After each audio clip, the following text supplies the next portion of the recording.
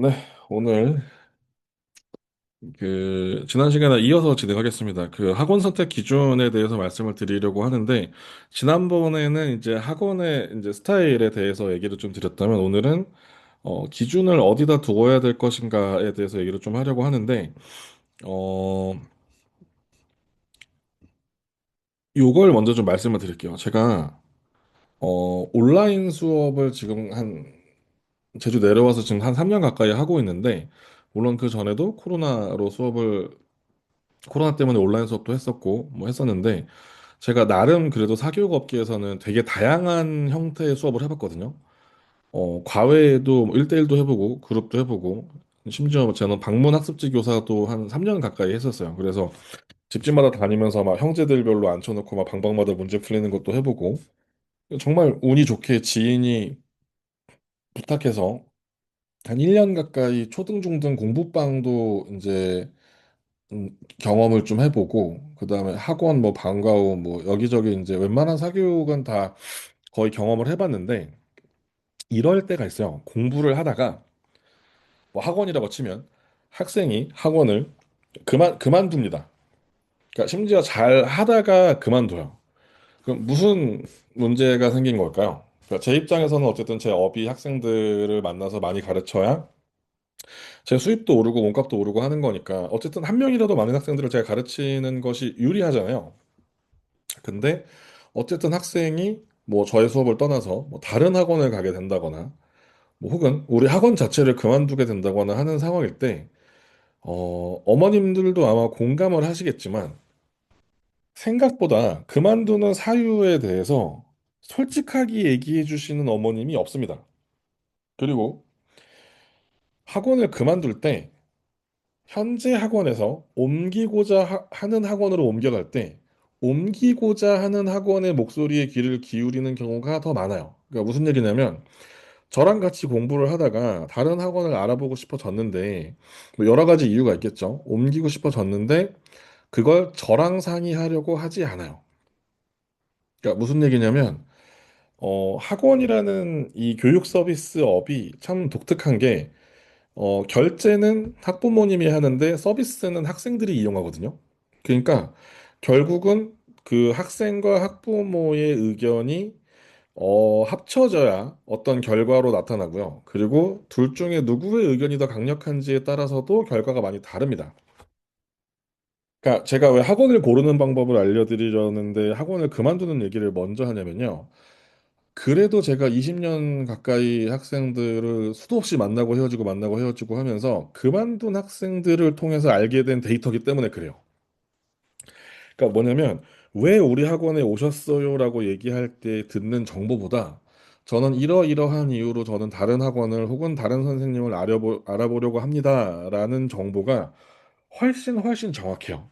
근데 이 정보가 그렇게 많지 않아요. 그러니까 많이 들을 수 없어요. 그러니까 예를 들면 제가 최근에 그러니까 코로나 때 처음 만나서, 그러니까 이 친구가 초6에서 중1 넘어오는 시점에 처음 만나서 고1 여름방학 때까지 저랑 같이 하다가, 그러니까 한 절반 중학교 때, 중2 때까지는 저랑 오프라인에서 만나서 수업을 했고, 그리고 한 2년 정도는 이제 온라인으로만 수업을 했어요. 이 친구가, 어, 이제 학원을 옮겨야 되겠다고 이제 연락이 온 거예요. 그래서 제가 워낙에 이제 친하신 친구이기도 하고 학부모님이랑도 당연히 연락을 자주 하던 상황이었어서 이제 전화를 드렸죠. 그래서 왜 이제 옮기시려고 하느냐. 그래서 근데 저도 어렴풋이 이 친구가 최근에 텐션이 떨어지고 있다는 건 알고 있었어요. 참고로 이 친구는 바뀐 5등급제 기준으로 1등급 꾸준히 유지하고 있었고 영어 성적이 그래도 전교권에 있는 그러니까 다른 과목도 뭐 마찬가지고 잘하는 친구였어요. 그러니까 제 입장에서는 솔직히 말하면 아쉬운 친구였죠. 이제 계속 같이 공부를 하고 싶었고, 저도 이 친구에게 뭔가 되어야 했고, 이 친구도 저에게 도움을 좀 많이 받았으면 하는 친구였는데, 그만뒀어요. 그만두면서 무슨 얘기를 했었냐면, 제가 온라인으로만 수업을 하다 보니, 텐션이 좀 떨어지는 것 같다. 그러니까 제 입장에서는 어느 정도 이해는 가지만 또 한편으로는, 아, 정말? 이런 느낌이었어요.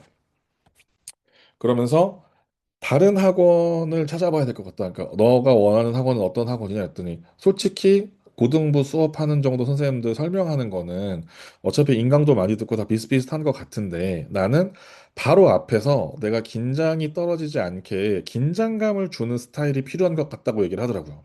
그래서 제가 이 친구는 중학교 때부터 소위 말해 알아서 공부를 꾸준히 잘하는 친구였어요. 근데 왜 갑자기 알아서 잘하던 친구가 긴장감이 필요해졌을까를 생각해 보니까 변화가 생긴 거죠. 이 아이가 저랑 중학교 때 같이 만나서 공부하던 때랑 지금 온라인으로 공부하던 때랑 달라진 게 하나 있었어요. 뭐였을까요? 생각지도 못한 부분이긴 합니다. 이 친구가 연애를 시작한 거예요. 이게 코로나 때 마스크 쓰고 입학해서 마스크를 벗고 나서 서로 이렇게 만남을 갖게 되니까 이 친구들이 맨날 나랑 같이 공부하던 친구들인데 마스크를 벗고 보니 새로운 거야.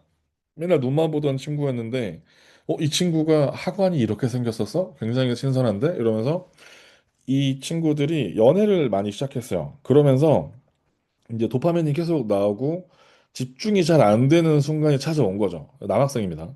그래서 학원에 갔을 때라도 나를 타이트하게 잡아주는, 통제해주는 환경이 필요해졌던 거예요. 충격적이죠. 그러니까 제가 이 얘기를 듣고서 아, 오케이. 그러면은 이제 이러이러한 학원을 내가 추천을 해줄게라고 해서 왜냐면 제가 그 지역에서 살다 왔기 때문에 아는 주변 강사들도 좀 있었고 학원에 대한 정보가 있어서 이제 추천을 해주고 그리고 이제 뭐 공부하다 필요한 거 있으면 연락해라 이래가지고 지금도 연락을 잘 하고 있습니다. 그래서 이 친구는 다른 학원을 잘 가서 지금도 1등급을 잘 유지하고 있고 또 반대로 그 시기 즈음에 저랑 온라인으로 공부를 하다가 떠나갔어요. 이 친구도 이제 뭐 여러 가지 사정이 있어가지고 이제 오프라인 학원으로 옮겼다가 이제 다시 저한테 왔어요. 이번 겨울방학 때.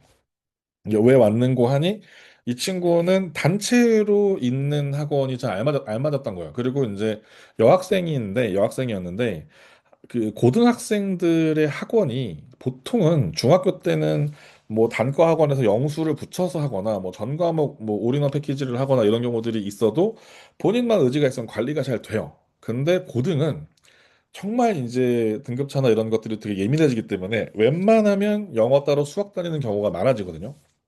그래서 이 친구가 이제 심지어 이제 최근에 이제 국어 학원까지 추가되고 막 이러면서 학원을 돌아다니면서 뺏기는 에너지가 너무 큰 거예요.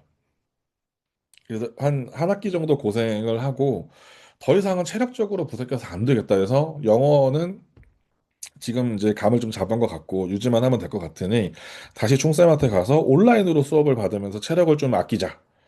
이제 이런 식이 된 거죠. 그러니까 학원 학생들이 들어오고 나가고 특히 그만둘 때 제가 이런 식으로 전달되는 정보들을 통해서 좀 데이터를 좀 이제 쌓아서 그걸 기반으로 제작을 한번 해보았습니다. 그래서 제가 검사를 했는데 요거 잠깐 아까 올려드렸는데 요 이름들은 요건 실제로 여러분들께서 작성을 해주신 거고요. 제가 랜덤으로 일부러 만든 게 아니라 여기 보여드릴게요.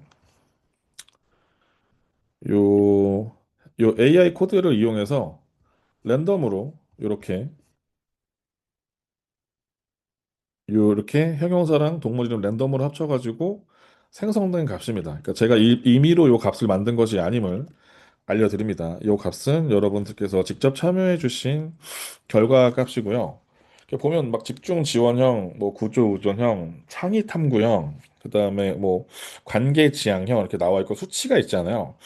제가 이따가 제 메일 아마 받아보신 분들은 이제 들어가서 보시면 이거 어떻게 읽는지 아마 보셨을 텐데 자, 요거 보는 법도 이따가 다시 한번 알려드리도록 할게요. 그래서 참여를 마저 해주셨는데 요런 성향에 따라서 그리고 이제 두 번째로 높은 서브 성향도 좀 보시면 좋을 것 같아요. 그래서 서브 성향에 따라서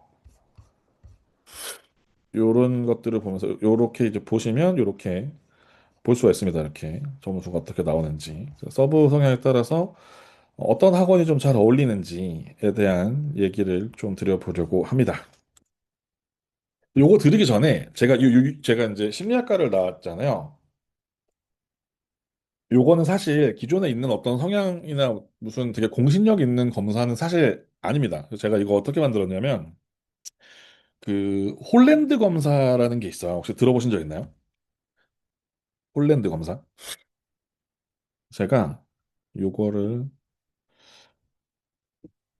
어,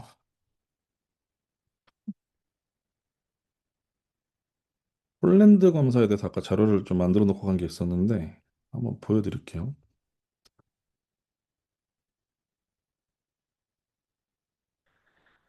홀랜드 검사는 뭐냐면요. 홀랜드라는 사람이 그 산업혁명 이후에 직업을 이제 사람들이 막 가져야 되잖아요. 그래서 그 사람들의 성향을 6가지로 구분을 했어요.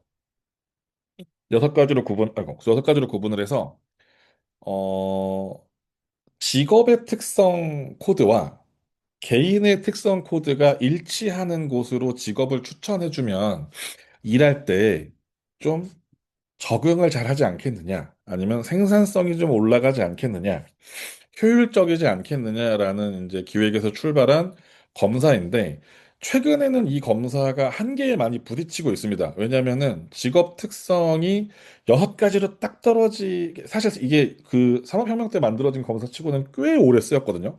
왜 그랬냐면, 아무리 직업이 많이 발견되고 생성되고 사라지고 막 이런 과정을 거쳐도 그 일의 속성이 본질적으로 변하지 않았어요. 이 6가지 성향이 뭐 이런 거예요. 엔터프라이즈형이냐, 뭐 진취적인 성향이냐, 일을 기획하고 사장처럼 일하는 걸 좋아하냐, 아니면 창의적으로 아티스틱하게 일하느냐, 아니면 뭐 관료형으로 시키는 일을 명료하게 딱딱 이걸 잘하느냐, 아니면 탐구형이어서 뭐 연구하고 이런 걸 좋아하느냐, 아니면은 체험형이어서 몸을 쓰고 이렇게 뚝딱뚝딱 만드는 걸 잘하느냐, 아니면은 뭐 사회성이 좀 강해서 사람들과 어울리고 이런 걸 좀 잘하느냐, 뭐 이런 식으로 이제 성향을 나눠놨거든요. 그 홀랜드 이론을 가지고 그 사람의 개인 성향과 직업이 가진 특성을 매치시키면 소위 말해 적성에 맞는 직업을 추천할 수 있었어요. 그래서 최근에는 물론 요게 이제 AI 기반으로 해서 직업 특성이 굉장히 복합적으로 바뀌면서 이제 이 직업의 한계가 이런 직업 매칭의 한계가 좀 발견이 됐지만 그래도 꽤 최근까지도 인정을 받아왔던 아직까지 소위 말해 쓸만하다는 이제 이야기를 듣던 검사인데 요 이론을 기반으로 해서 학원의 특성과 학생의 특성을 매치시켜서 제가 AI로 만든 이 검사거든요. 요걸로 하나씩 볼 텐데 그러니까 개인에게 맞는 그 일이 있는 것처럼 학생들에게 맞는 공간이 있다는 겁니다. 실제로 사실 저는 이 이론을 원래도 좀 좋아했어서 제가 육지에서 학습센터 한 120평 규모로 운영을 하다가 사실 그걸 홀랑 말아먹고 되게 한 10년 고생했는데 아무튼 그런 공간을 다양하게 만드는 걸 좀 좋아했어요. 그래서 요거를 하나하나 보도록 하겠습니다. 그래서 저는 다 5가지로 구분을 했고요. 자기주도적인가, 창의탐구적인가, 집중지원적인가, 아니면 구조우전형인가, 관계지향형인가. 요 5가지가 나온 게 제가 아까 얘기했던 홀랜드 검사의 6가지 항목이랑 사실 굉장히 좀 비슷합니다. 비슷하고요. 첫 번째부터 좀 가볼게요. 그러니까 자기주도형 아이는 저 혼자 할게요. 그러니까 자기가 주도권을 가는 게 좀 중요해요. 그러니까 얘네들은 원칙을 앞세워서 이렇게 해야 돼라고 빡빡하게 끌고 가면 굉장히 좀 힘듭니다. 그리고 자기가 자기 메타인지가 본능적으로 좀 뛰어난 편이에요. 근데 이 친구들은 굉장히 자기가 선택해서 행동하고 자기가 행동하려고 하지만 이제 단점이 좀 있어요. 왜냐면 학생이잖아요. 이게 균형이 중요한데 학생들이기 때문에 본인이 본인을 제일 잘한다고 생각하지만 사실은 어른들의 입장에서 봤을 때 이 친구에게 좋은 가이드를 해주었을 때 더 잘 될 수 있는 순간들이 있거든요. 그래서 이 친구에게 성향을 존중할 것인가 아니면 목표에 맞춰서 조금 어른의 통제를 더할 것이냐가 매우 중요한 친구예요. 그래서 맞는 학원은 무조건 1대1로 개별 진도 뽑아주는 학원에서 케어해주면 좋아요. 그럼 보통 이런 학원은 인원을 많이 관리하기는 어렵겠죠. 그러니까 제가 지난 시간에도 거듭 강조드렸는데 학원이라는 곳의 수익이 나는 구조는 제한된 시간 안에 많은 학생들이 수업을 들어야 돼요. 많은 학생들이. 그러니까 한 반에 학생 수가 많으면 많을수록 학원이 부자가 돼요. 돈을 많이 벌어요. 그러니까 되게 아니 소규모 그룹 수업 이렇게 강조하는 거 보면 학부모 입장에서 아니 소규모 그룹 수업 하면 당연히 좋은 거 아니야라고 생각할 수 있잖아요. 근데 학원 입장에서는 그거 생색내는 거예요. 우리가 한 타임에 많은 애들을 받아가지고 돈을 왕창 벌 수 있지만 우리는 수업 퀄리티와 당신의 자녀를 위해서 학생들을 조금만 받습니다라고 생색내는 거거든요.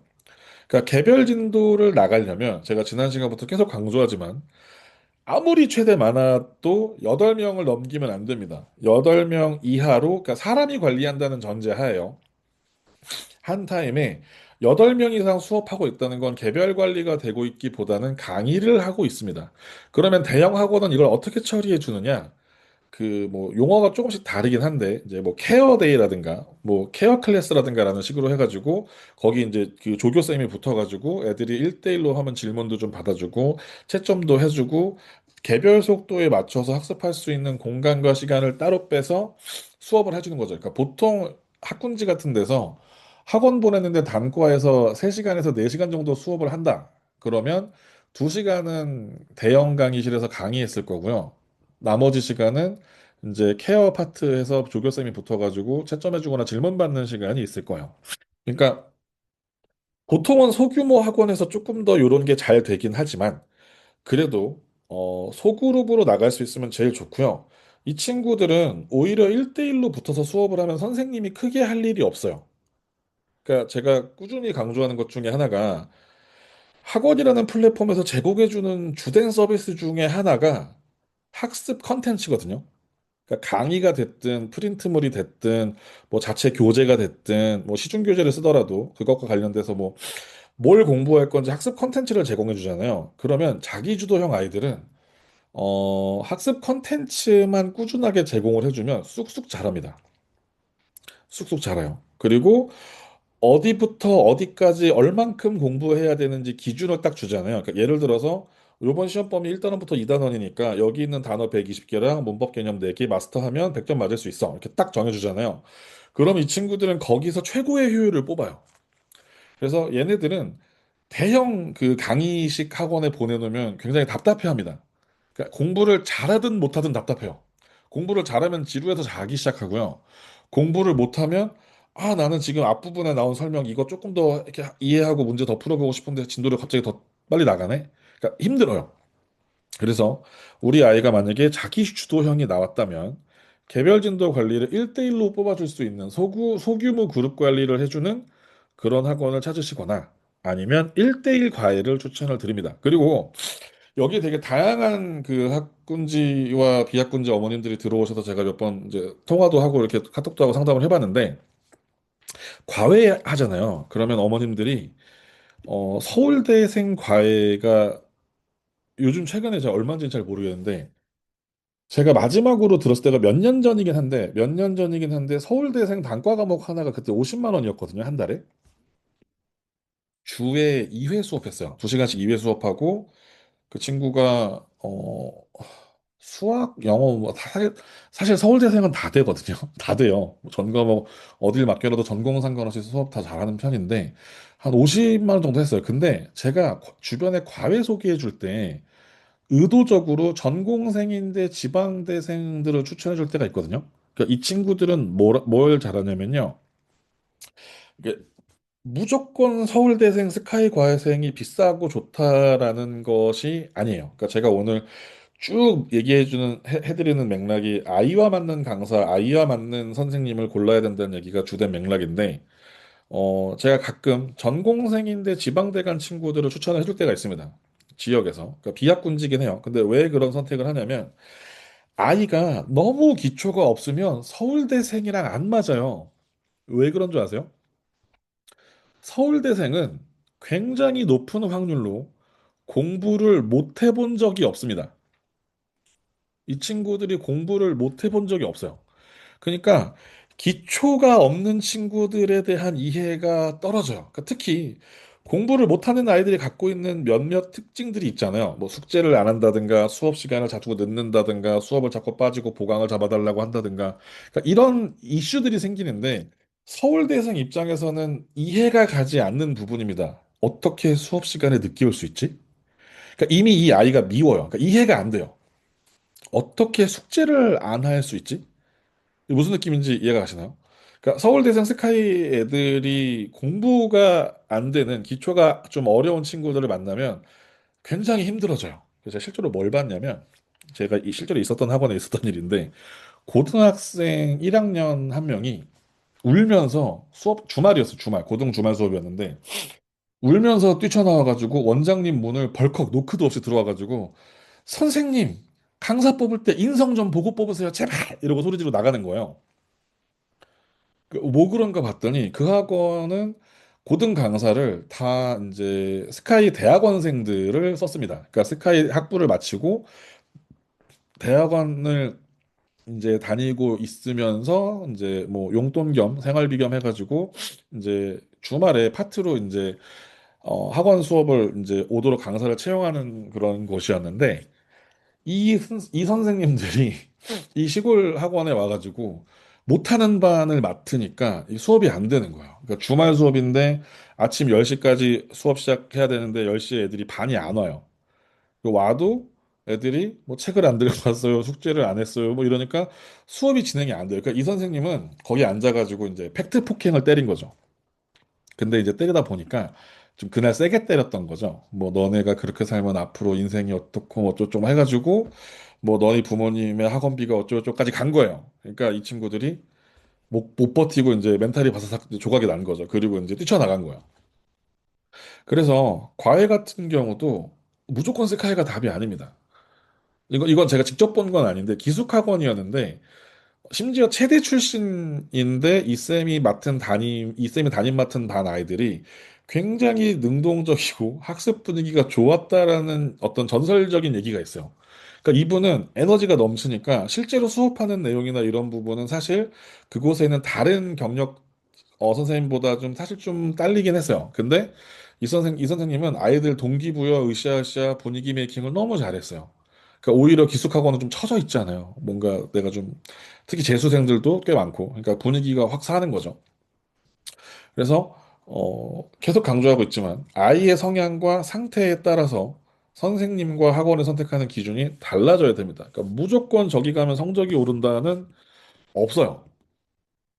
그다음에 관계 지향형인데 요게 재미있는 케이스가 많아요. 이것도 동네 학원에서 많이 보는 현상인데 특히 요거는 여학생들 사이에서 많이 일어나는 현상입니다. 그러니까 학원에서 여학생이 3명 이상 우르르 등록을 하면 학원에서는 비상이 떠요. 이 친구들은 3명이 우르르 들어왔다가 갑자기 7, 8명이 우르르 그만두게 만드는 케이스가 진짜 많아요. 학원 안에서.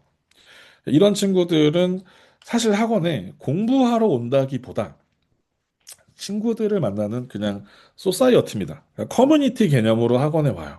그러니까 이 친구들은 특징이 뭐냐면 학원에 올 때 공부를 잘하든 못하든 상관없어요. 공부를 잘하는 친구든 못하는 친구든 요런 케이스의 친구들은 학원에 올 때 일단 간식을 싸갖고 와요. 힘듭니다. 그러니까 오면 일단 수업 시작할 때 프링글스를 까요. 아니면은 하리보를 깝니다. 수업 시작할 때 까요. 그리고 자기 혼자 먹지 않아요. 절대. 친구들과 이 기쁨을 나눠요. 너 하리보 무슨 맛 좋아하니? 오늘 콜라 맛 사왔는데 나눠줘. 이 친구는 여기서부터 마음이 뿌듯한 거야. 그리고 내가 문제를 푸는 동안 내가 문제를 맞추고 있는 개수보다 옆에 있는 애가 몇 번 푸는지가 너무 궁금합니다. 공부를 잘하든 못하든 크게 차이가 나지 않아요. 근데 얘네들은 그룹을 짜주는데 비슷한 실력끼리 그룹을 짜주면 오히려 분위기가 조금 좋아요. 그러니까 오히려 이런 친구들이 좀 학원에 있으면 시험 기간에 저는 어떻게 했냐면 보통 학원에 이제 빈 강의실이 막 있고 주말에 막 보강하러 나오면 막 강의하는 교실도 있고 빈 강의실도 있고 잡실도 이렇게 하잖아요. 그러면 저는 강의 다 끝나면 이 친구들한테 롤을 하나씩 줘요. 너는 1단원 썸머리 해가지고 얘네한테 설명해주고 너는 2단원 문법 썸머리 해가지고 나머지 친구 설명해주고 서로 발표시키고 서로 공부시키면 얘네들은 서로 행복해요. 우리가 지금 뭔가 해내고 있고 실제로 이 친구들이 그렇게 하면 저한테 수업 들을 때보다 이해를 잘해요. 심지어. 그러면서 이렇게 한 1시간 밖에 내버렸다 돌아오잖아. 그럼 만약에 이 친구 이름이 진숙이면, 아, 선생님, 진숙이 진짜 문법 천재. 저 진숙이 덕분에 이번 문법 다 맞을 것 같아요. 그러면서, 아, 저 쌤 설명하는 것보다 이해가 완전 잘 돼요. 그러면서 대놓고 비교하기 시작합니다. 그러니까 이 친구들은, 같은 또래 집단 안에서 누가 누구를 이렇게 좀 의식하고 있는지를 대화를 통해서 빨리 캐치해 주면 이 친구들은 사실 집단적으로 컨트롤해 주는 게 훨씬 잘 되고 유리해요. 그러니까 만약에 내 아이가 관계 지향형이 나왔다라고 하면 이 친구들은 이런 부분을 잘 캐치해 주시면 좋아요. 타인에 의한 인정 욕구라든가, 그러니까 인정 욕구라는 것은 칭찬 듣는 거 되게 중요해요. 그러니까 내가 뭐 하나 하더라도 칭찬을 받는 게 중요해요. 그리고 눈치를 보는 거랑 조금 달라요. 타인의 시선에게 비춰지는 나의 모습에 만족도가 굉장히 높아요. 내가 이렇게 하면 저 사람에게 이렇게 보이겠지? 혹은 내가 그려놓은 그 요즘 애들 말로 추구미라고 하죠. 요게 그 안에 있습니다. 자신의 롤이 있어요. 역할이 있어요. 그거에 맞춰서 내가 친구들 사이에서 어떤 포지션이면 좋겠다가 있어요. 그러면 이 친구들은 성향마다 좀 다른데, 비교를 하는 것도 굉장히 스킬풀하게 잘 비교하면 오히려 자극이 되고 약이 되는 경우들이 있습니다. 근데, 비교해서 무시하면 안 되는데, 그 그룹 안에서 이 친구가 실력적으로 어느 포지션인지 객관적으로 한번 인지시켜주면, 너 그냥 70점이야 라고 하는 것보다, 얘랑 80점, 82점, 83점이고 너 71점이야 라고 이렇게 쓱 보여주면, 마음에 불이 확 붙습니다. 제가 무슨 경우가 있었냐면, 이 친구도 정말 공부를 열심히 잘하는 친구였는데, 여학생이었어요. 근데, 그런 거 있죠. 한 마을에 한 아파트 단지에 오래 살면, 유치원부터 초등학교까지 쭉 같이 오는 그런 친구들 생기는 거 있잖아요. 제가 그런 남자아이가 하나 있었어요. 그러니까 정말 유치원 때부터 엄마들끼리도 너무 친하고, 가족끼리 너무 잘 알고, 둘이 또 동갑이야. 그래가지고 같은 학교, 같은 학원 뭐 이런 식으로 쭉 밟아왔어요. 근데 그때 제가 월말 평가를 월마다 봐가지고 반을 바꾸는 시스템을 도입했을 때였는데 이 친구가 반이 떨어지는지 올라가는지가 중요하지 않아요. 제가 아까 말한 그 친한 친구 있잖아요. 그 친구랑 내가 붙어 있는지 떨어져 있는지가 1번으로 중요하고요. 만약에 떨어져 있다면 그 친구보다 내가 높으면 돼요. 그러니까 반이 레벨별로 있으니까 한 두세 개 이렇게 있잖아요.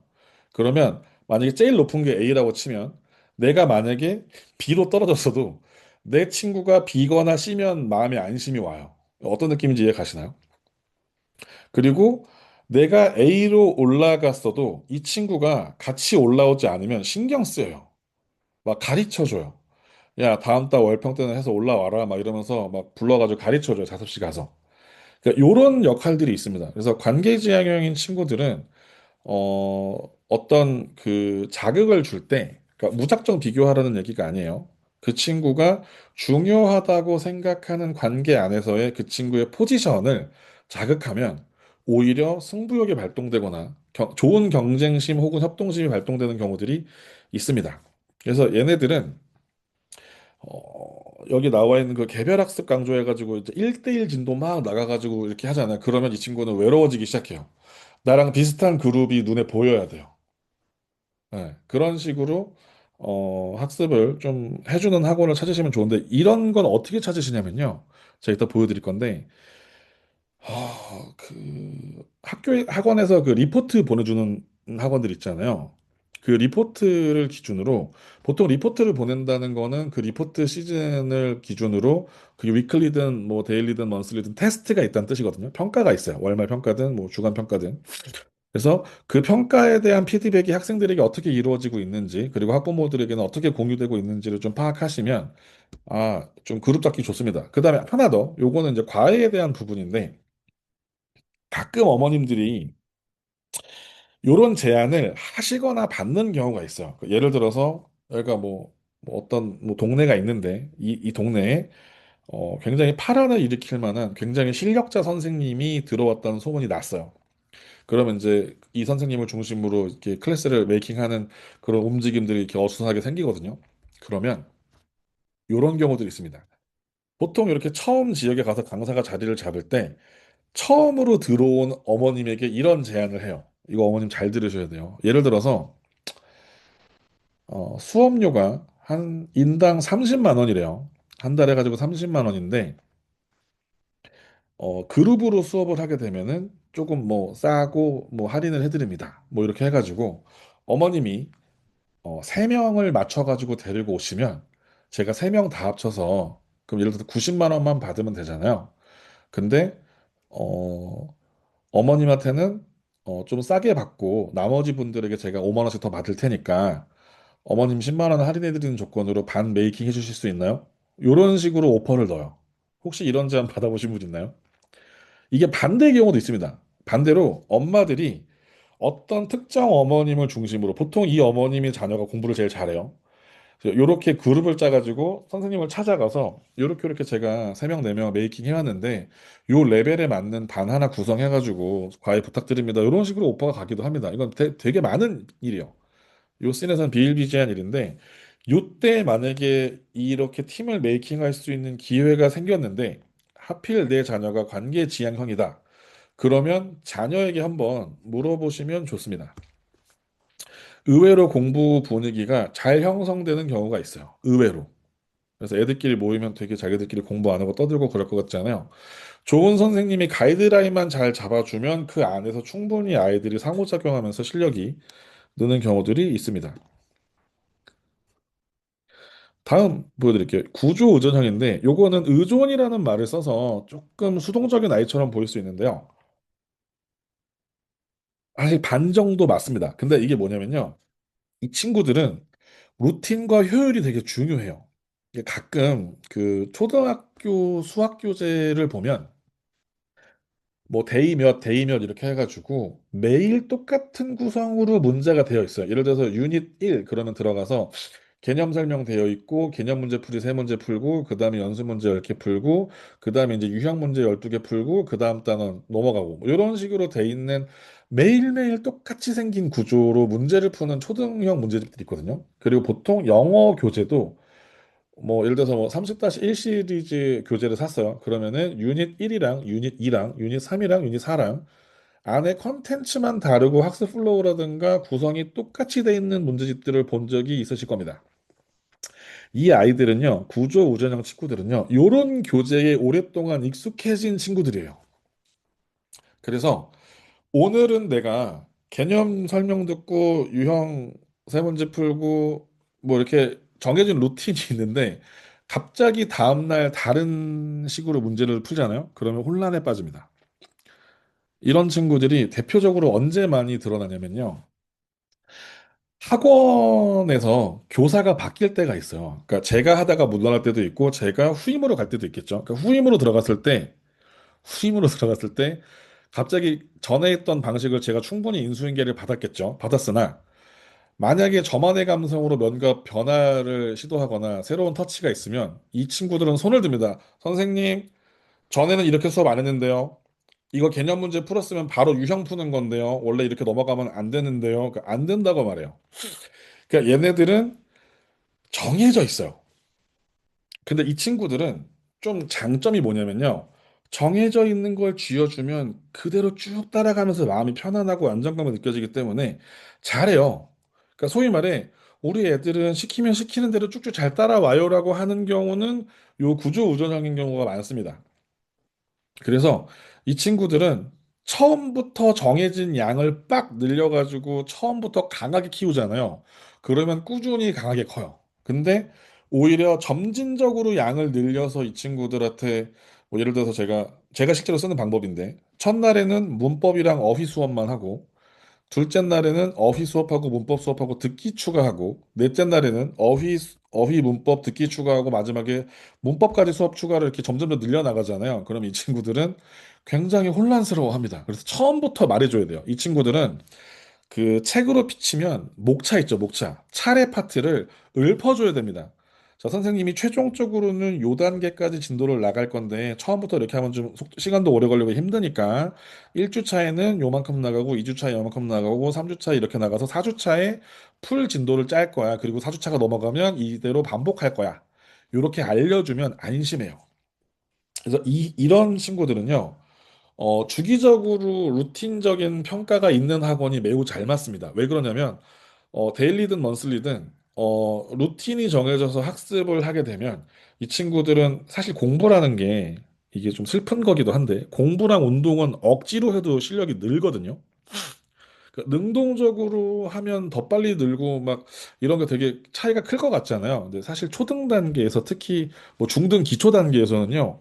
억지로 해도 그냥 무조건 늘어요. 그러니까 어머님들 사실 이거 아니까 그냥 애 힘들다고 학원 안 가고 싶다고 하는데 일단 집어넣고 보는 경우들이 있잖아요. 근데 구조노전형 친구들은 억지로 시켜서 쑥쑥 클 수 있는 그런 타입의 친구들입니다. 그러니까 애초에 본인이 이렇게 학습된 혹은 익숙한 방식에서 벗어나지 않고 혹은 벗어날 때 충분한 설명과 납득이 있으면 이 친구들은 시키는 대로 잘해요. 그러니까 수동적이라고만 생각할 게 아니라 어떻게 보면 교육 시스템 안에서 선생님 말 잘 듣고 시키는 대로 잘하는 편에 속하기 때문에 성장 속도가 꾸준히 갑니다. 그러니까 들쭉날쭉이 크게 없는 케이스.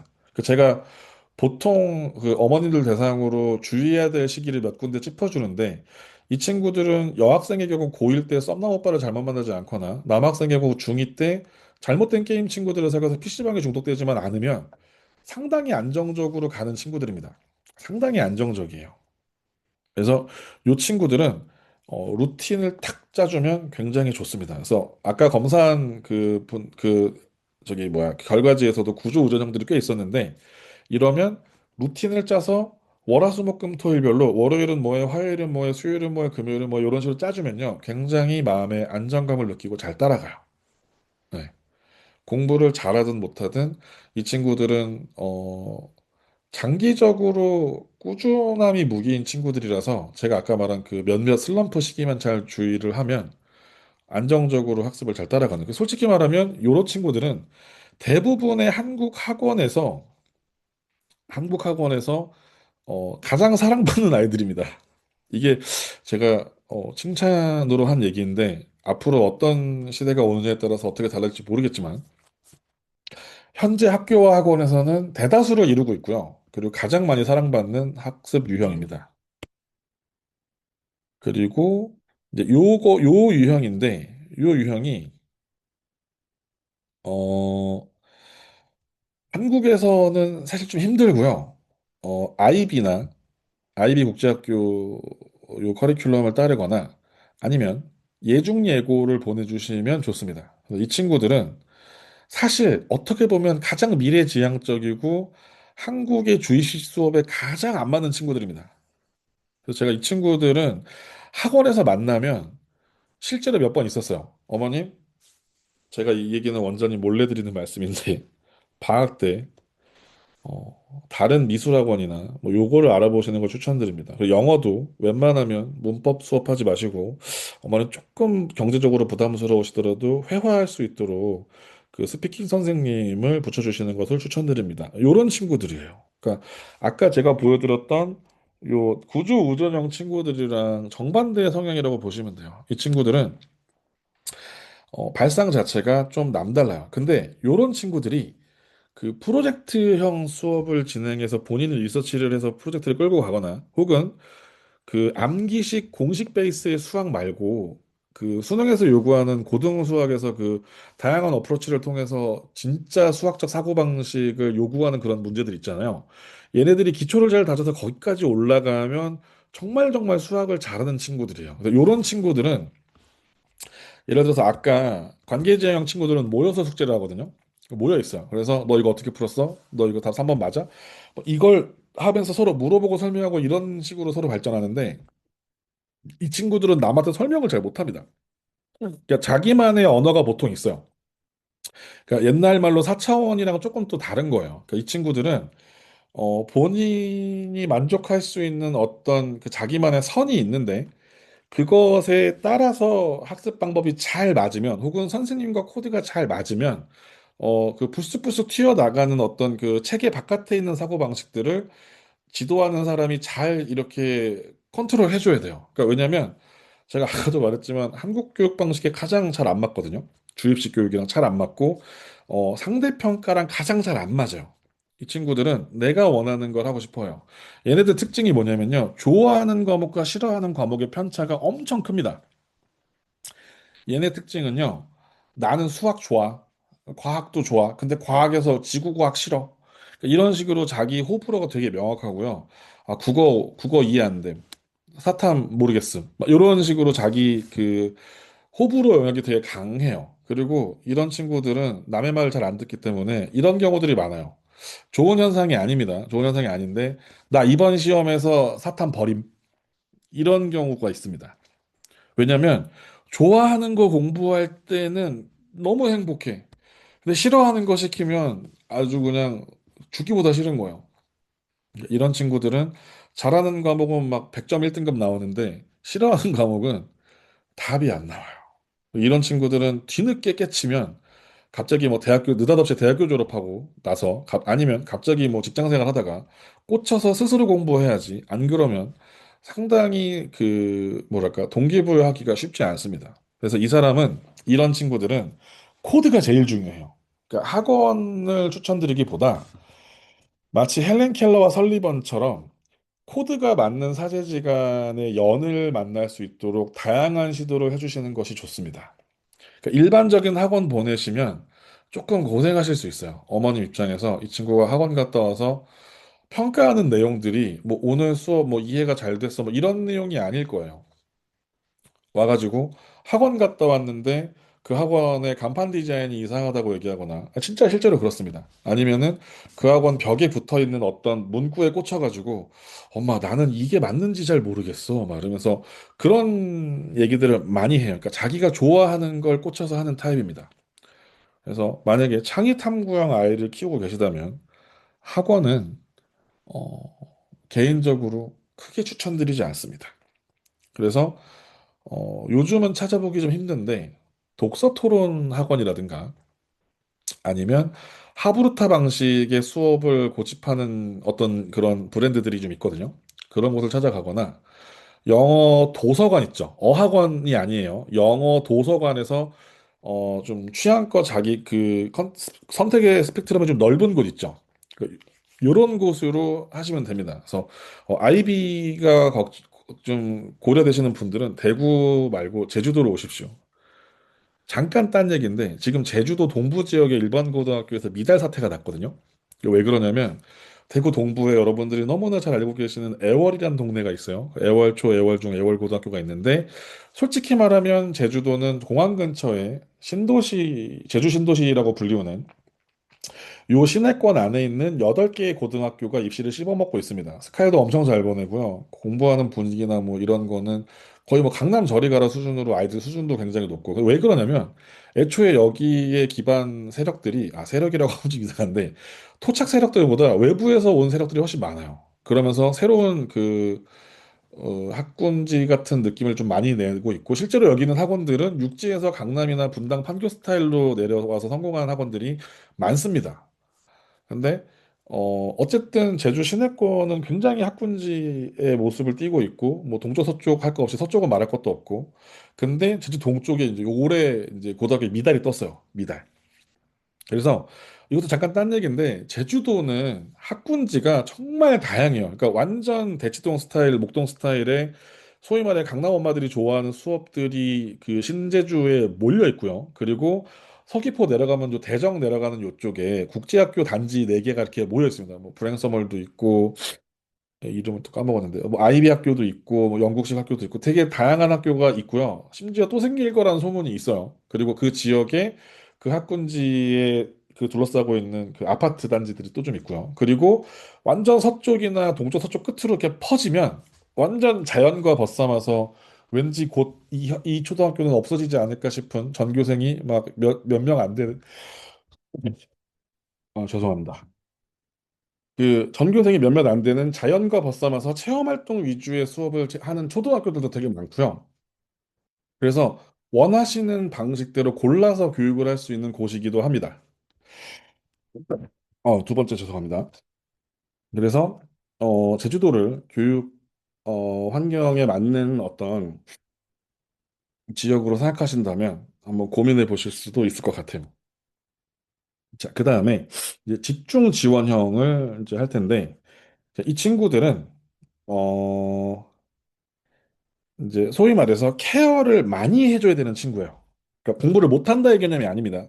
이거는 개인의 성향의 문제인데 이 친구들은 제일 많이 하는 말은 조금만 더 천천히 설명해 주세요인데 사실 이 말도 잘 안 해요. 그러니까 어떤 친구들이냐면 교실에 한 일곱 여덟 명 있으면 한 중간쯤 앉아요. 맨 뒤도 안 가요. 중간쯤 앉아가지고 선생님을 뚫어져라 쳐다봅니다. 그리고 선생님을 굉장히 자주 불러요. 그리고 자주 안 부르면 멈춰 있습니다. 그래서 선생님이 왜 멈춰 있니라고 물어보면 그때 쓱 가서 이거 14번 모르겠어요. 그래요. 이 친구들의 특징은 뭘 모르겠어요라고 물어보면 다 모르겠다 그래요. 이게 왜 그러냐면요. 이 친구들은 그 생각을 논리적으로 하는 방식이 조금 달라요. 그래서 초등학생들 대부분이 그렇습니다. 그러니까 예를 들어서 내가 14번 문제 왜 모르겠어? 그러면 아 제가 여기 두 번째 줄까지는 공식을 써가지고 풀었는데 다음부터는 숫자를 대입해도 답이 나오지 않아요. 이거 왜 그런 거죠, 선생님? 이렇게 논리적으로 물어보는 초등학생은 없어요. 그런 경우면 학원에 없죠. 이런 경우는 없습니다. 근데 보통 이제 멈춰 있거나 질문을 하겠다고 손을 들고 있거나 이런 친구들은 선생님의 템포에 맞춰서 설명을 못 따라갔어요. 그러니까 애초에 내가 뭘 알고 뭘 모르는지를 모르는 상태인 경우가 많아요. 근데 이런 친구들이 잘 생각해 보세요. 그래도 초등학교, 중학교는 소위 말해 그 커뮤니티에서 상식선이라고 강제로 규정해서 사회 구성원으로서 이 정도는 배워가지고 나왔으면 좋겠어라고 사회에서 정해준 거잖아요. 심지어 의무 교육으로. 그러면 초등 수학이 어렵긴 어렵습니다. 어려운데 솔직히 말해서 전체적인 학술적인 맥락에서 어려우면 얼마나 어렵겠으며 누군들 지능과 상관없이 노력하면 넘지 못할 수준일까요? 이게 사실 시간의 문제예요. 시간의 문제. 그러니까 이 친구들은 선생님들이 강의 위주로 흘러가는 수업은 절대 비춥니다. 그러니까 특히 대형 학원 있죠. 이 친구들은 고등학교를 가도 심지어 이 친구들은 성적이나 등급이 잘 나오는데도 대형 학원의 강의는 잘 따라가지 못해요. 이 친구들은 근데 오히려 인간 끊어주고 관리 붙여주잖아요. 그러면 잘해요. 왜 그러냐면 인강은 내가 원하는 만큼 돌려볼 수 있고 스페이스바 눌러서 멈춰볼 수 있고 그리고 이제 인간 끊어주면 거기 이제 관리권이 나오거든요. 그래서 이제 질문해서 커뮤니티에서 질문할 수도 있고 그러니까 자기만의 방식과 자기만의 속도로 이걸 이해해 나가는 과정이 충분히 시간적으로 필요한 친구들인데 학원이라든가 학교는 그 정해진 템포가 있어요.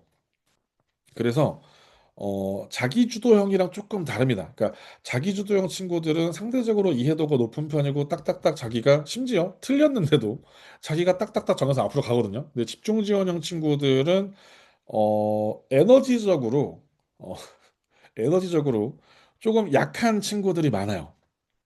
그렇다고 머리가 뭐 나쁘냐, 뭐 이해력이 떨어지냐 그런 개념이 아니에요. 그러니까 이 친구들이 자기가 새로운 정보가 들어오면 그걸 자신이 써먹을 수 있는 정보로 전환시키는 속도가 느린 거예요. 그러니까 예를 들어서 오늘 분수를 배웠어. 그러면은 어떤 친구들은 분수 이렇게 이렇게 푸는 거야. 분모가 있고 분자가 있고 이거 이렇게 더하기 빼기 이렇게 하는 거래. 공식을 배웠어요. 그럼 그대로 풀면 그냥 시키면 시킨 대로 쭉쭉 하는 친구들이 있는 거 하면 그러니까 속으로 생각이 많아요. 다양하게. 그러니까 왜 그렇게 하는지 이해가 안 돼서 멈춰 있는 친구들도 있고 아니면 단지 이 단어와 이 개념을 몇 번 더 반복해서 머릿속에 익숙하게 해줘야 이해가 되는 경우들도 있고 다양합니다. 그래서 얘네들은 상대적으로 집단 속에 있으면 내가 못하는 것 같아라는 위축된 마음들이 있을 수 있어요. 왜냐하면 사실 우리나라는 상대평가를 꾸준히 오랫동안 해오고 있고 1대1 수업이 아닌 다음에야 집단 속에서 끊임없이 나의 위치가 비교되잖아요. 그러니까 말하지 않아도 분위기가 있잖아요. 왜냐면 옆에 있는 애는 다 풀고 다음 장 넘어가고 선생님도 자, 다 풀었지 넘어간다라고 하는데 나 아직 못 풀었어. 이런 거 학원에 많거든요. 그러면 선생님도 사실 알고 있는데 제 하나 때문에 붙들고 있으면 다른 애들에게 피가 갈 수 있으니까 숙제로 해오자잉 그러고 넘어가요. 그럼 이 친구들한테는 수업 끝나고 따로 불러야 돼요. 오늘 지연이 이거 선생님 설명하는데 선생님 말이 너무 빨랐지 미안해 이러면서 챙겨줘야 돼요. 그래야 이 친구가 그제서야 살짝 웃어요. 그러면서 선생님 오늘 12시까지 안 잘 거니까 문제 풀다 모름 찍어서 카톡해서 보내줘 라고 해줘야 돼요. 그러니까 이런 친구들은 집에서도 절대 하면 안 되는 게 비교하시지 마시고요. 아까 그 사회적인 친구들이랑 좀 달라요. 비교하지 마시고 이 친구만의 속도를 충분히 존중해 주시고 너가 이해를 못한 거는 네 잘못이 아니야라는 끊임없는 안정감을 주셔야 됩니다. 그래야 이 친구들은 자신감을 얻고 자신이 이걸 충분히 소화할 수 있는 이해할 수 있는 마인드를 가져가요. 그래서 얘네들이 피해야 되는 학원이 나와 있죠. 빠른 진도. 그러니까 소위 말해 의대반. 진도 굉장히 빠르거든요. 하루에 대단원으로 한 단원씩 나가요. 진짜 빨라요. 근데 뭐 이런 애들이랑 굳이 같이 있을 필요도 없겠지만, 그러니까 이 친구들이 성적이 잘 나오고 못 나오고랑 전혀 상관이 없다는 얘기입니다. 그러니까 성향이에요, 성향. 이런 식으로 갈려 있으니까 제가 요거를 좀 보여드릴게요. 그 수업 방식이 강의형인지 토론형인지, 그러니까 토론형은 초등이나 학군지에서 소위 말해 되게 좀 비싼 수업료를 받는 소규모 그룹에서, 왜냐면 이렇게 토론을 하려면 많은 아이들을 받을 순 없잖아요. 그럼 당연히 소그룹으로 받아야 되는데 소그룹으로 받으면서 학원이 유지가 되려면 학원비가 비싸지겠죠. 요거는 요즘 특히 많이 생기고 있습니다.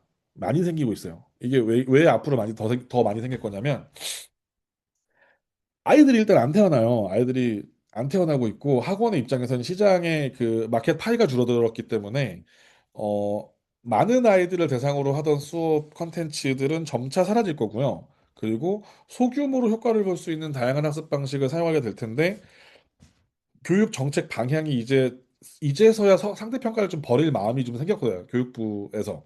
그래서 절대평가로 넘어가게 되면 생길 수 있는 어떤 수업 방식들이 논술, 그다음에 발표 토론 수업 이런 쪽으로 이제 강조가 될 텐데, 이쪽으로 가게 되면 앞으로는 토론형 수업하는 것도 왕왕 생길 것이라고 봅니다. 그래서 우리 동네에는 안 보이는데요라고 생각하시면 뉴스 검색하셔가지고 강남이나 목동 판교 쪽에 생기는 학원들의 트렌드를 조금 보시면, 아, 그쪽이 이제 트렌드를 이끌어갔구나라고 생각하시면 좀 좋아요. 이것도 한국 한정입니다. 그다음에 이제 사람이 한 반에 만에 8명이냐는데, 제가 대그룹 소그룹 기준 딱 정해드립니다. 6명이에요. 6명인데 학원 입장에서 운영상 8명까지는 받아서 넷넷으로 쪼개고 싶어 할 수 있잖아요. 어머님들 요 정도는 학원 조금 이해해 줄 수 있잖아요. 근데 9명 찍었는데 반쪽의 생각 없이 선생님이 새로운 강사를 뽑을 생각도 안 하고 조교도 없고 9명, 그러면 원장님이 학부모들이 컴플레인 안 걸면 슬쩍 10명까지 찍거든요. 그거는 두고 보시면 안 됩니다. 처음부터 소그룹이라고 광고한 학원은 6명이에요. 학원 운영상 일시적으로 8명까지 인정됩니다. 일시적이에요, 이것도. 일시적으로 8명이고 9명 안 돼요. 8명을 찍었으면 빨리 새로운 강사 뽑고 반 분반해가지고 교실 섭외해가지고 4명, 4명 쪼개줘야 정상적인 소그룹 학원입니다. 이거 넘어가면 대그룹이라고 해야 돼요. 소그룹 학원으로 광고했으면 6명까지입니다. 이해하셨죠? 학원 가서 따지십시오. 아니, 우리 소그룹 학원이라 그랬잖아요. 8명이 넘었는데 이거 어떻게 하실 거예요? 전화하셔도 돼요. 왜냐면 이게 맞습니다. 제가 20년 짬바 걸고 말씀드립니다. 이게 맞아요. 그 다음에 진도 나가는 거는 어머님들이 파악하기 진짜 어려워요. 왜냐면 진도를 써줘도 솔직히 말하면 어머님들이 문제집 차례 다 외우고 있는 것도 아니고, 뭐 1단원, 2단원 막 써있고 무슨 단원명 써있고 한데, 이게 어머님이 이거 리포트 받아가지고 교과서랑 일일이 비교해가면서 뭐 어머님이 커리큘럼 다 외우고 계시지 않잖아요. 그러니까 진도를 파악하는 방법은 사실은 어머님들이 조금 어려우세요. 근데 이건 어디를 보면 알 수 있냐면요. 그 진도를 반별로 똑같이 나가는 학원인데, 만약에 반을 세분화해서 운영할 수 있다. 예를 들어서 단과 학원인데 최소 한 학년에 레벨별 반이 5개 이상 있다. 3개는 솔직히 웬만한 단과 학원 다 그렇게 운영해요. 근데 5개까지 쪼개놨다라고 보시면, 아, 얘네는 그래도 개별 진도를 가고자 하는 의지가 있구나라고 보실 수 있습니다. 아니면 아예 소그룹이면 개별 진도를 뽑아도 선생님이 컨트롤하겠다는 의도가 담겨 있는 거죠. 그래서 요거 정해드릴게요. 한 반의 아이가 6명에서 8명, 즉 소그룹일 때는 웬만하면 획일적인 진도보다는 개별적인 진도를 같이 가겠다고 맞춤 진도를 광고했을 거예요. 근데 대그룹으로 한 반에 막 10명, 20명 있는데, 근데 그 반이 학원에 한 5개 이상 있다. 레벨이 끊어져 있다. 그러면 개별 진도를 가고자 하는 학원이라고 보셔도 무방합니다. 특히 여기서 어디로 가냐면요. 월말 평가 테스트 빈도 있죠. 저는 개인적으로 효율성 면에서 주간 평가보다는 월말 평가를 좀 선호하는데, 왜냐하면 주간 평가로 텐션을 가르기에는 아이들이 너무 유동적이에요. 왜냐하면 일주일에 학원 매일 가지 않거든요. 뭐 초등은 뭐 매일 가는 학원일 수도 있는데 보통 중고등은 매일 가진 않습니다. 그러면은 많으면 세 번, 뭐 어떤 데는 두 번 가는 학원인데 두 번 수업하고 테스트 쳐가지고 아이의 성장을 얼마나 예리하게 가를 수 있겠어요. 그러니까 한 달치 정도는 좀 쌓여야 그래도 중단원 하나 정도는 끝내놓고 테스트를 해줘야 이 친구가 첫 주에 배운 거, 둘째 주에 배운 거 까먹은 거 감안하더라도 요 정도 실력이구나를 볼 수 있죠. 근데 요 테스트를 가지고 분반이라든가 아니면은 아이들의 진도에 즉각적 반영이 되는지가 중요합니다. 그러니까 요 획일적인 진도냐 개별적인 진도냐보다 사실 좀 더 중요한 건 테스트 결과를 베이스로 한 진도 설정이 주기적으로 변동이 있는가를 보셔야 돼요. 그거랑 상관없이 우리는 내신 준비합니다 이러면서 뭐 3월에는 무조건 이거 나갈 거고요. 4월에는 무조건 이거 나갈 거고 이러면은 사실은 획일 진도든 개별 진도든 사실 크게 의미가 없을 수 있어요. 그래서 항상 제가 좀 강조하는 게 테스트 베이스로 진도를 설정하고 있는가를 보셔야 됩니다. 그 다음에 밀착관리형이랑 자율관리형 학원이 있는데 이거는 요즘에 학원 시장이 좀 다변화되면서 자율관리형이 좀 많아졌어요. 이런 거 들어보셨나요? 관리형 학원? 관리형 학원 들어보셨나요? 요즘에는 비약군지에도 많이 생기고 있습니다. 그러니까 관리형 학원. 그러니까 요 학원은 사실은 이 친구들이 무얼 공부해야 되는지 알려주고 강의보다는 관리 위주의 수업을 한다는 뜻이에요. 그러니까 여기는 강의해주는 강사가 없고요. 교사가 있습니다. 관리해주는 교사가 있어요. 담임쌤 같은 존재들이 존재해요. 그래서 대부분 원장님 한 분의 관리교사, 조교쌤 같은 분들이 존재하는 경우들이 많고요. 그리고 이런 경우는 강의 컨텐츠는 획일화된 본사 자료를 쓰거나 아니면은 자체적으로 인강 자료를 가지고 있을 가능성이 높습니다. 그래서 관리를 할 때 밀착해서 이 친구를 되게 세세하게 관리해주는 학원이 있고 자율적으로 관리해주는 학원이 있는데 가급적이면 아까 보셨던 그 요 창의탐구형이랑 자기주도형을 제외하고는 웬만하면은 밀착관리형을 추천드립니다. 그리고 어머님들 입장에서도 요게 정보가 많아요. 왜냐면 솔직히 말씀드리면 중학교만 가도 어머님들이 아이랑 집에서 붙어 있는 시간보다 학원생들이 아이들을 더 많이 봐요. 그러면 학원에서 보는 모습과 내가 우리 집에서 알고 있는 우리 아이의 모습이 다를 가능성이 죄송하지만 굉장히 많습니다. 그럴 때 타인의 시선으로 좀 객관적으로 우리 아이에 대한 특히 성적에 대한 평가라든가 학습 태도에 대한 얘기를 좀 밀착 관리해가지고 좀 보여주시면 그러면 좀 도움이 될 수 있습니다. 그 다음에 요 피드백 방식은 요거는 어 이건 학원의 인력이나 규모랑 좀 관련이 있는데 1인 학원이어도 적정 인원을 유지하면서 리포트도 보내고 정기적으로 상담도 하고 뭐 이런 거를 이렇게 좀 해주는 경우도 있는데 즉각적 피드백은 뭐냐면요. 소위 말해 어머님이 원할 때 전화해서 원하는 정보를 얻을 수 있느냐예요. 근데 큰 학원은 요 상담도 시스템이 되어 있어가지고 타고 올라가야 돼요. 우리 아이를 수업하는 선생님을 즉각적으로 통화하는 게 뭐 조교쌤도 거쳐야 되고 오히려 막 원장 선생님이 나서서 커트하기도 하고 막 되게 다양한 형태가 있는데 그래도 웬만하면 비약군지 로컬 학원들은 즉각적 피드백을 다 하는 걸로 제가 알고 있고요. 정기 상담 같은 경우는 이런 거예요. 날짜를 정해서 뭐 월초면 월초 아니면은 월말에 월말 평가 나가면서 월말에 같이 이런 식으로 상담 시즌이 정해져 있습니다. 그래서 이때 외에는 정말 특이한 경우를 제외하고는 피드백을 하거나 상담받는 경우들이 제외되는 경우들이 있습니다. 근데 어쨌든 뭐 이거는 뭐 케바케겠지만 저는 개인적으로 정기 상담보다는 즉각적인 피드백이 훨씬 더 유용하다고 보고요. 정기적인 피드백도 제가 아까부터 계속 강조하는 월말 평가 정도가 구체적으로 온다면 충분히 어머님들 입장에서는 오히려 정보가 자주 와도 피곤하실 수 있잖아요. 그러니까 월말 평가 정도를 준다라고 하면 좀 믿을 만한 부분이다라고 봅니다. 그다음에 핵심 분위기는 패스하도록 하겠습니다. 왜냐하면 현재 학원 분위기는 일관적입니다. 이렇게 다양하게 학원 분위기가 나진 않고요. 이거는 그 마을에 존재하는 그 치맛바람 센 어머님들이 있는 곳에 커피 한 잔 하시면서 우르르 가서 한번 들으시면 한 학기 사이즈가 나옵니다. 그 학원에 누구 갔대. 야, 그 무슨 학교에 요번에 그 무슨 사고 친 애 걔 있잖아. 걔 요번에 그 학원 갔대. 뭐 이런 정보들은 학원에선 절대 오픈하지 않습니다. 아이들과 친하게 지내시면서 아이를 통해 얻으시거나 학부모님들 사이에 그 정보통인 엄마들 있잖아요. 그분들한테 전에 들으셔야 됩니다. 학원은 이런 걸 절대 오픈하지 않습니다.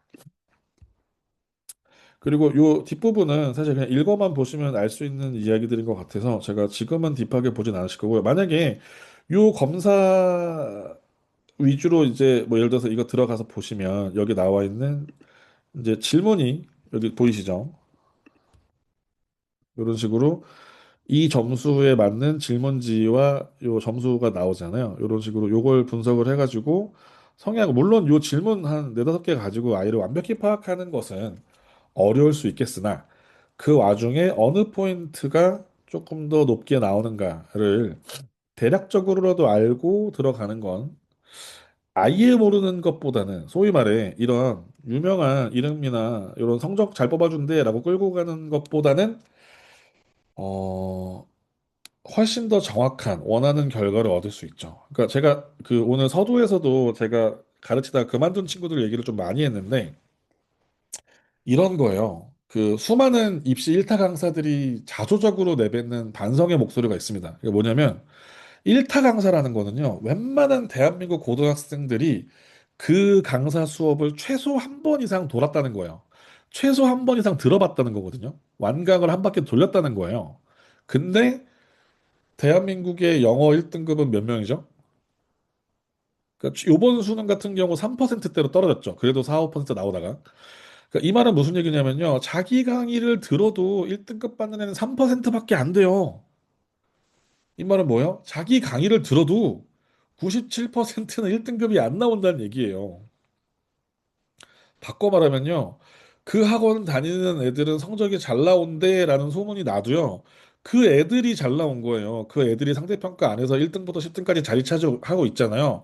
그럼 우리 애가 그 10등을 뒤집고 그 안에 들어갈 수 있을 확률은요. 사실은 어려울 수 있어요.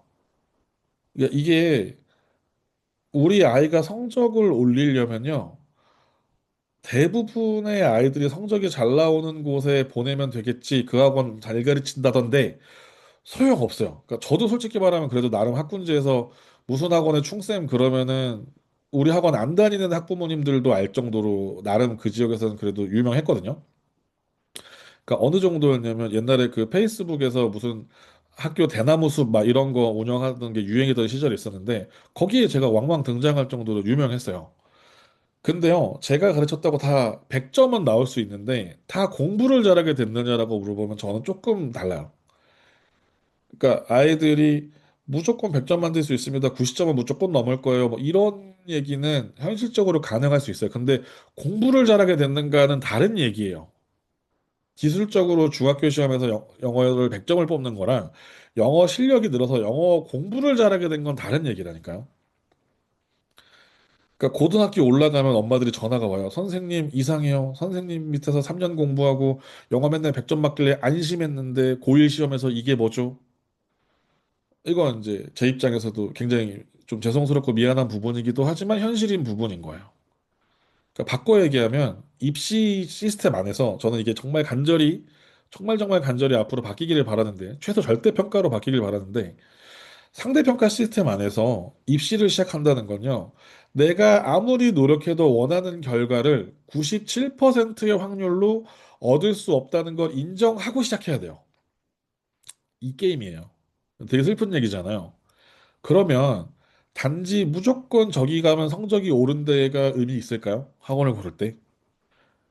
아마 다를 거라고 생각합니다. 그리고 제가 제 서비스가 있음에도 불구하고 학원 고르는 법을 먼저 알려드리는 이유는 뭐냐면요. 저는 제 서비스를 메인으로 팔고 싶을 생각이 없어요. 현 시스템 안에서는.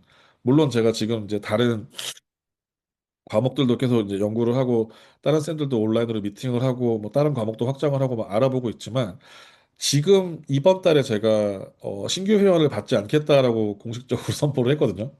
그 왜 그러냐면요. 지금 저희 단톡방에서 사람들 막 나가고 막 해도 홍보하거나 인원을 늘리려고 하지 않아요. 이번 방학 때는 아마 안 늘릴 것 같아요.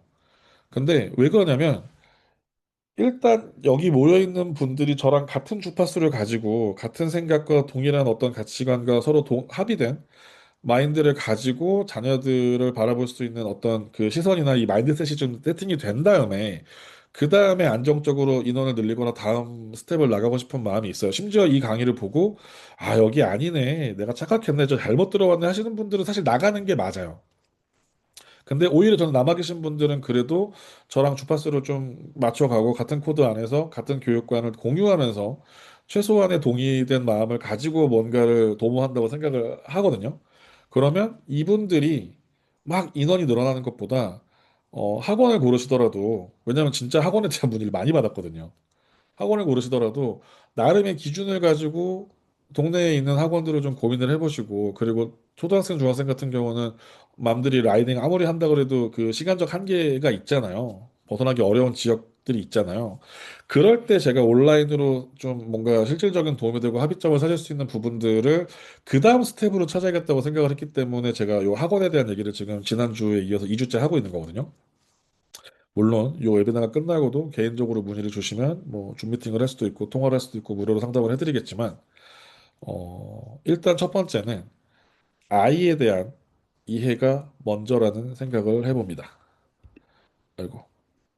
그래서 학원이 저 학원이 잘 나간다더라에 휩쓸리지 않으셨으면 해요. 왜냐하면 철저하게 자본주의 포장지로 쌓여진 어, 효과가 있지만 어쩌면 내 아이와는 맞지 않을 수도 있는, 제가 마지막으로 요 얘기를 하나 드리고 마무리 질 건데, 제 스레드에서 최근에 이런 글을 봤어요. 저 아이비 진짜 좋아하거든요. 아이비의 교육관을 너무 사랑하고, 아이비가 나오기 전에 바칼로레아라는 그 프랑스 수식 수능 그 에세이를 써서 철학과 논술과 서술을 막 하는, 저는 이런 걸 너무 사랑했어요. 근데 저랑 비슷한 생각을 가진 어머님이 있으셨나 봐요. 그래서 자기 자녀를 아이비 학교에 보냈대요.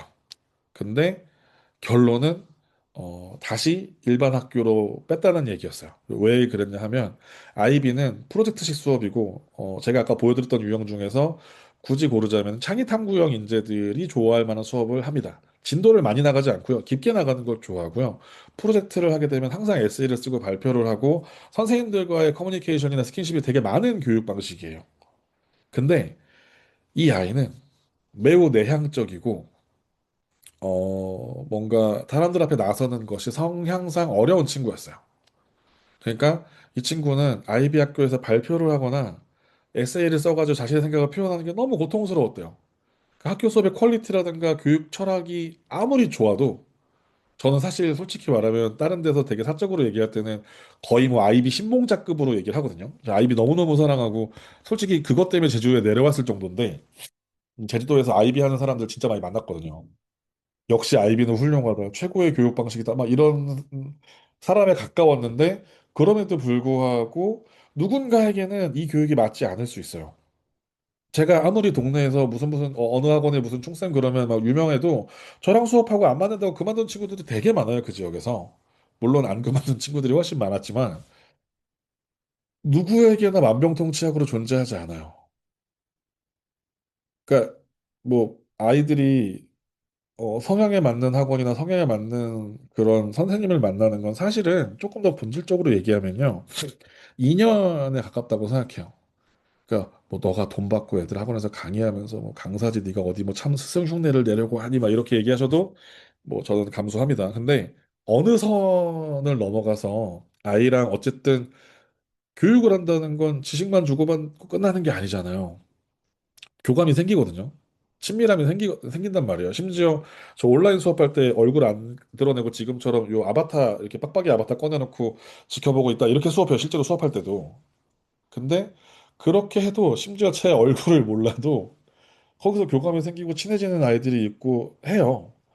그러니까 아이들을 학원에 보내게 되면 어머님들께서 생각해 주셔야 하는 부분은, 이 아이는 새로운 환경과 새로운 사회에 본인의 의지와 크게 상관없이 던져지는 걸 수 있어요. 네, 그러면 최소한 아이의 성향과 아이의 생각에 맞는 곳에 보내주시는 것이 먼저이지 않나. 특히 지금처럼 정말 교육 대전환식이라고 막 하잖아요. 괜히 공포감을 조성하려고 하는 얘기가 아니라, 실제로 제가 이 씬에 지금 20년째 있는데 이렇게 많이 뭐가 바뀌고 학원 업계가 들썩들썩하고 강사들 사이에서 이렇게 많은 토론이 벌어진 적은 역대 처음이에요. 많이 바뀌고 있고 빨리 바뀌고 있어요. 그러니까 어머님들께서 뭐가 많이 바뀔 때는 뭐에 집중하셔야 되냐면 바뀌지 않는 것에 집중해 주셔야 돼요. 바뀌지 않는 거. 그러니까 본질. 우리 아이의 성향. 바뀌지 않을 어느 학원에 보내도 변하지 않는 우리 아이가 타고난 성향, 본질. 이것에 대해서 집중을 해 주셔야 됩니다. 그래서 저는 여기 밑에 나와 있는 이런 간이 검사를 가지고 얘기를 하지만 만약에 초5가 넘었다면, 그러니까 올해 기준입니다. 올해. 그러니까 올해 지금 현재 학년 기준, 3월에 입학하는 학년 말고 지금 현재 겨울방학 기준 초5 겨울방학을 제가 추천을 하는데 이때쯤 되면 아이들도 본인의 그 적성 검사를 하면 되게 좋을 시기예요. 제가 이거 적어 드릴게요. 다면적 인성 검사가 있습니다. 다면적 인성 검사. 요거 하는 웬만한 심리 검사 하는 곳에는 이거 다 있거든요. 이거 한 몇십만 원 해요. 한 2, 30, 이거 동네마다 좀 다른데 다면적 인성 검사라는 요 테스트가 있고요. 개인적으로 제가 되게 존경하는 슈퍼바이저 쌤이 있어가지고 요거는 PPL인데 제가 해도 될까요? 녹화 중이긴 한데